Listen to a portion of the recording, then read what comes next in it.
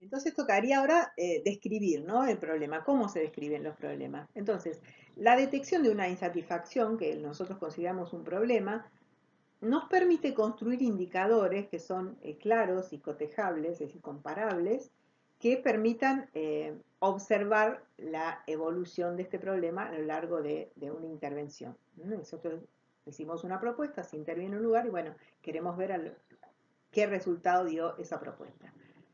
Es decir, entonces, que pasamos de una situación insatisfactoria expresada de una manera así difusa a un problema cuyas dimensiones son más precisas y monitoreables.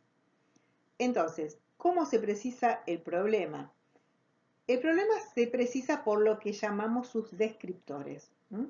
Que son sus síntomas o manifestaciones. ¿eh?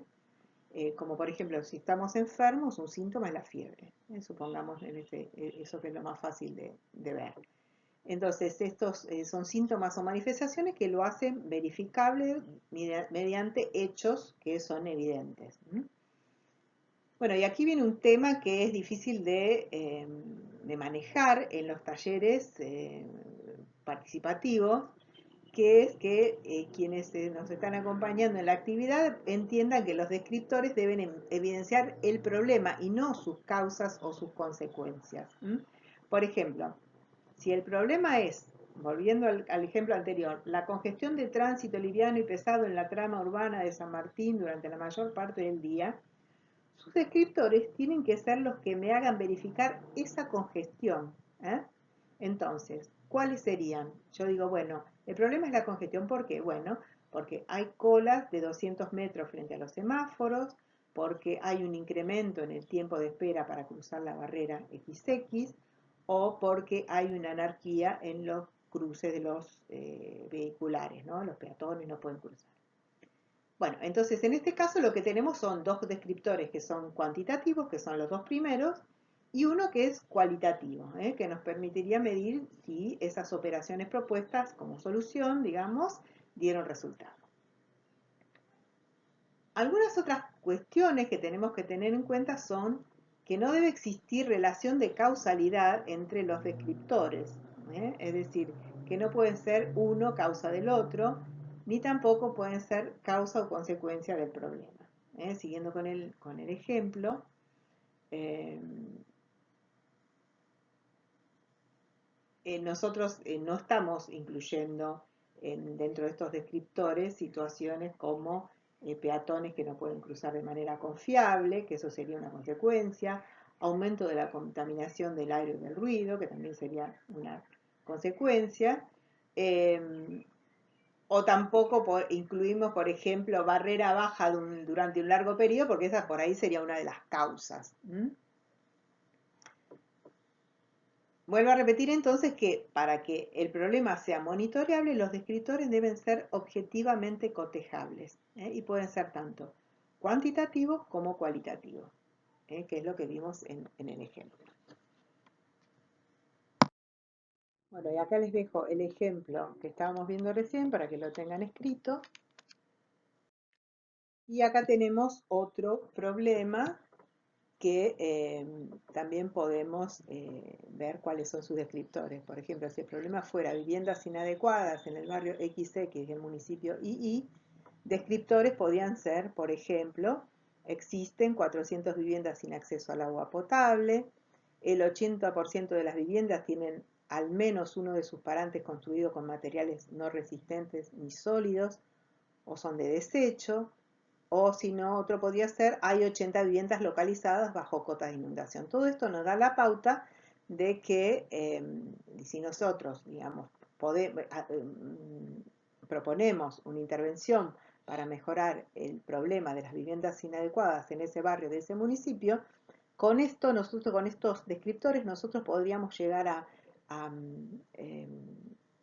hacer una evaluación posterior a la intervención y ver si, cómo, en qué situación se encuentran esas viviendas que no tenían agua potable, las viviendas que no tenían aparantes adecuados o las viviendas que estaban bajo la cota de inundación. Si nosotros vemos que hay, en vez de 400 viviendas sin acceso, hay 100 y en vez del 80% es el 20% y ya no hay más viviendas localizadas bajo la cota de inundación, bueno, podríamos considerar en ese momento un éxito, bueno, por el momento parcial, pero bastante avanzado, de la propuesta que nosotros realizamos.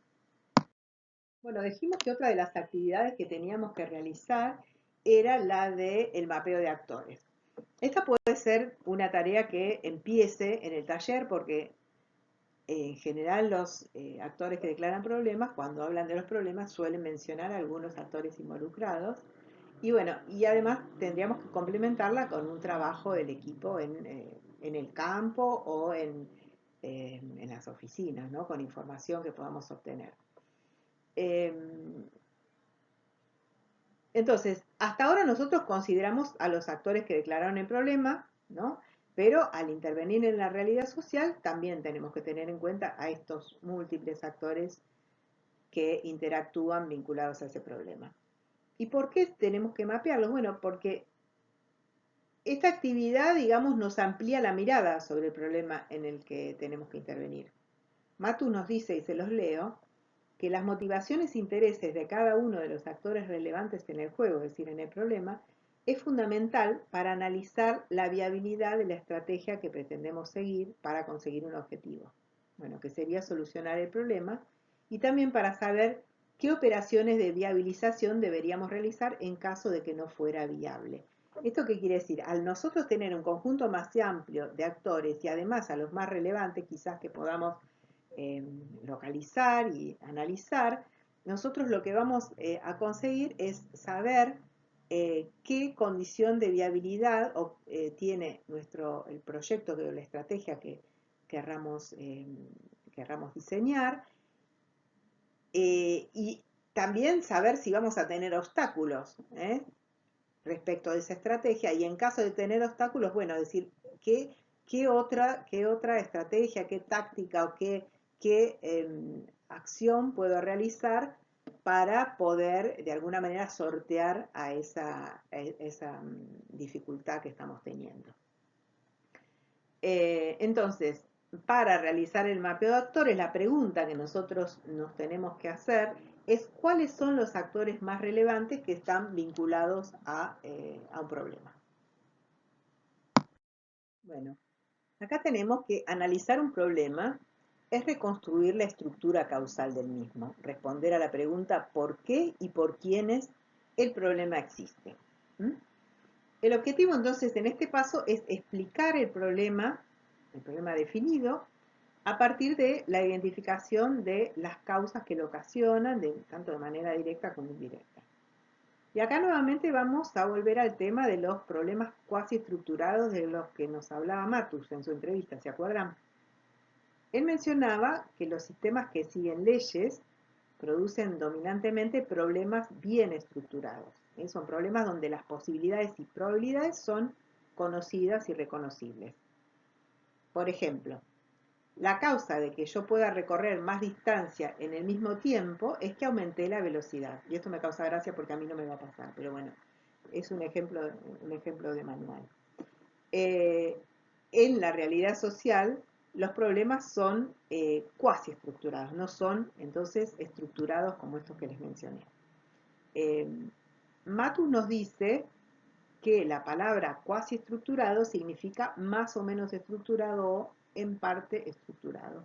Y dice, el juego es nebuloso, las regulaciones laxas y desiguales y fuertemente influido por el azar.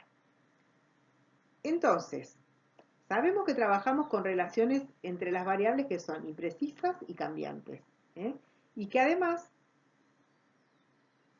mantienen con el problema una relación de probabilidad. Ahora, por esta razón, la explicación del problema estará siempre en relación al actor que lo declara. Este actor ponderará entonces las causas que considere más relevantes y establecerá relaciones de causalidad que, según su mirada, están contribuyendo a la existencia del problema definido. Entonces, acá también, entonces, para este paso vamos a acudir a los actores para leer distintas miradas de las causas del problema. De esta forma, entonces, a partir de la enumeración de las causas, en conjunto, digamos, se construye una explicación común acerca del origen del problema que se enfrenta. Tenemos ahí también escrito que la manera de expresar las causas es a partir de frases cortas que indican una calificación negativa. Bueno, y pongo como ejemplo insuficiente frecuencia de subterráneos o tráfico congestionado, que en este caso es causa y no problema. Y les deja a ustedes pensar causa de qué problema pueden ser estos, ¿no? Bueno, pero acá no termina el trabajo con las causas. Hasta ahora tenemos una lista de múltiples causas que originan el problema, bueno, porque los problemas sociales y urbanísticos son multicausales, como ya lo dijimos. Entonces, bueno, después vamos a seguir con esto. Primero les quiero mostrar otra cosa. Bueno, y acá tenemos el famoso árbol de causas y efectos, que es una herramienta que se utiliza mucho en los talleres participativos y que, bueno, tiene ese nombre por la forma que adquieren los materiales que uno va reuniendo en las pizarras generalmente. Yo ya se los mostré a ustedes en la clase anterior, no, en la otra clase creo que era. ¿Se acuerdan que les mostré en los talleres que había armado Reza y Catenazzi, cómo se van colocando los papelitos, ¿no? Cuando la gente, los distintos actores van mencionando los problemas y además cómo, si el taller también, digamos, tiene ese objetivo, cuáles son las causas, es decir, las explicaciones y las consecuencias que serían los efectos.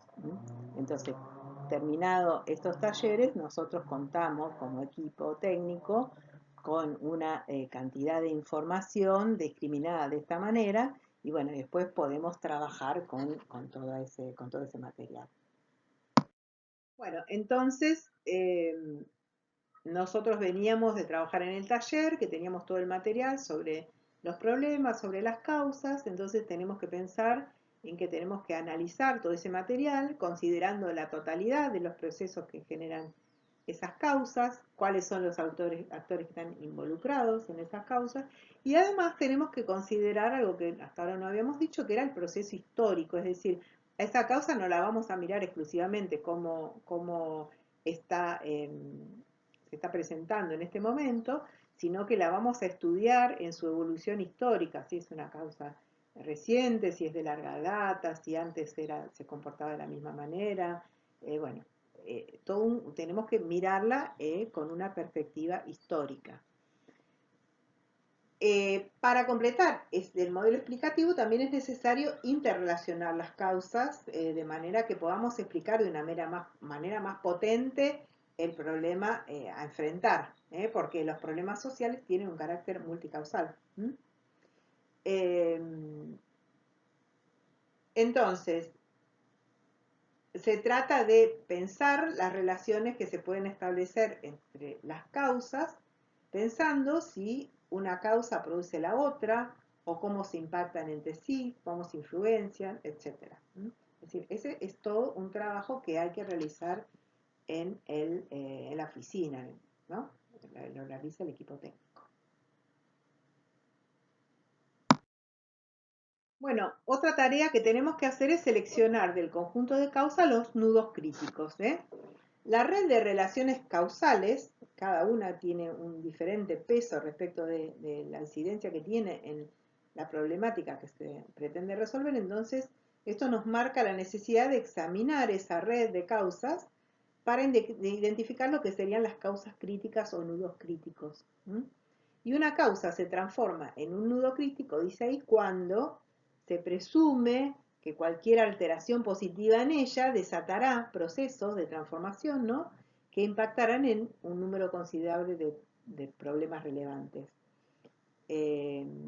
Tales procesos posibilitarán de manera directa o indirecta revertir ese problema y algún otro más, porque hay causas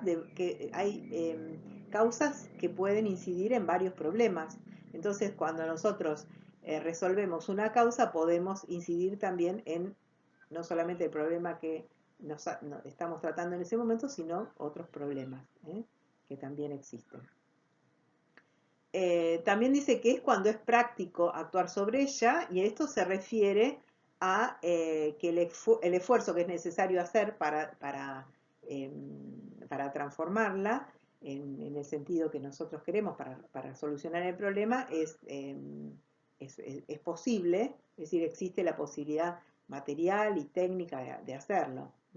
Y también si es políticamente oportuno modificarla, es decir, si realmente es un tema que está en la agenda y no va a generar otros problemas.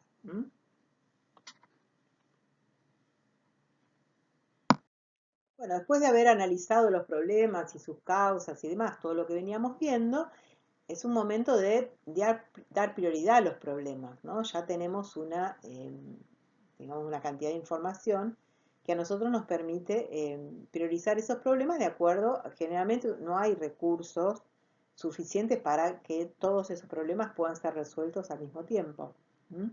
A veces tampoco es posible resolverlos a todos en el mismo tiempo. Entonces se hace una priorización de cuáles serán resueltos en la coyuntura, cuáles a mediano plazo, cuáles a largo plazo. Entonces hay algunos criterios que podemos seguir para ordenarlos. Y acá, bueno, ustedes los tienen ahí listados con alguna explicación. Por ejemplo, el valor político tiene que ver con, bueno, yo resuelvo un problema como intendente y bueno, tiene un alto valor político que ese problema se ha resuelto, así como tiene un muy bajo valor político que no lo resuelva. La sinergia está relacionada un poco con lo que veníamos diciendo antes, es esa capacidad que tienen la resolución de algunos problemas para incidir en la resolución de otros, ¿no? Y también en la de generar posibilidades, ¿no? A veces resolvemos un problema de inundación y generamos posibilidades en ese lugar, no problemas, sino posibilidades. La vulnerabilidad se refiere a la vulnerabilidad del problema a nuestra acción, que nosotros podamos realmente con los métodos y las técnicas que tenemos resolverlo. La magnitud, que tiene que ver con la cantidad de afectados por un problema, generalmente cuando un problema afecta a gran cantidad de población, bueno, se lo prioriza. La gravedad, que tiene que ver con el hecho de decir, bueno, si yo no lo resuelvo, después el problema empeora de una forma que, bueno, mejor que lo resuelva ahora. La tendencia que tiene ese problema, es decir, si la tendencia es a tener un comportamiento exponencial, empeoramiento exponencial, o es una tendencia más bien a ir disminuyendo el problema, bueno, de acuerdo a eso también se lo prioriza, es decir, hay problemas que no se van agravando, sino que al contrario se van, digamos, resolviendo solos sin que uno intervenga. Y después la permanencia, es decir, si es permanente va a ser más prioritario que si es estacional, y si es continuo va a ser más prioritario que si es discontinuo.